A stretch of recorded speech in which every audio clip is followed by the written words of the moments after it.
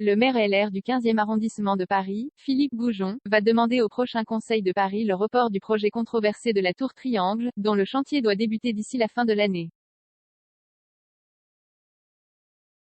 Dans un vœu transmis à l'AFP, qui doit être adopté lundi en conseil d'arrondissement avant d'être soumis au conseil municipal débutant le 16 novembre, l'élu demande qu'il soit sursis au projet de tour Triangle dans l'attente de l'adoption du nouveau plan local d'urbanisme bioclimatique, qui réglementera les constructions dans la capitale, fin 2023.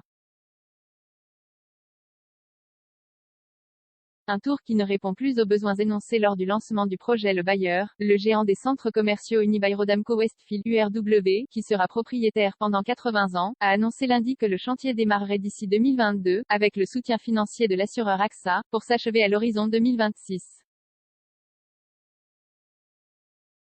Mais pour Philippe Goujon, les arguments avancés en 2008 pour justifier la construction de cette tour, qui obstruera le paysage du sud du 15e et bien au-delà, sont obsolètes. Datée, la tour Triangle ne répond sans doute plus aux besoins des entreprises que la crise du Covid-19 et le développement du télétravail amènent à repenser, souligne Philippe Goujon, opposé au projet depuis son lancement en 2008.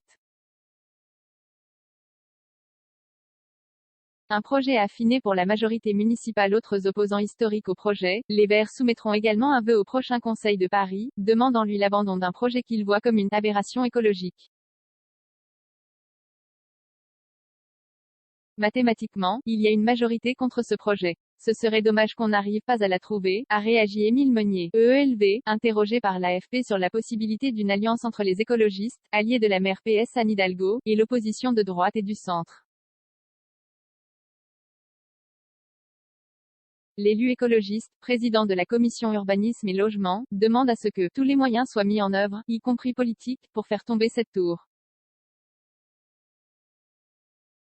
Le premier adjoint, PS, Emmanuel Grégoire a estimé mercredi que la ville de Paris ne pouvait plus faire obstacle à la construction de cette tour de 180 mètres de hauteur depuis le feu vert donné par le Conseil de Paris en 2015 et la délivrance du permis de construire en 2017.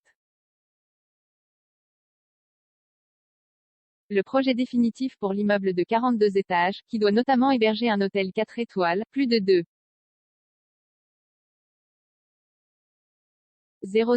mètres carrés d'espace de travail partagé, coworking, un centre de santé et un espace culturel, n'est pas totalement arrêté en détail, a indiqué Emmanuel Grégoire selon qui, on a encore beaucoup de temps pour affiner le programme.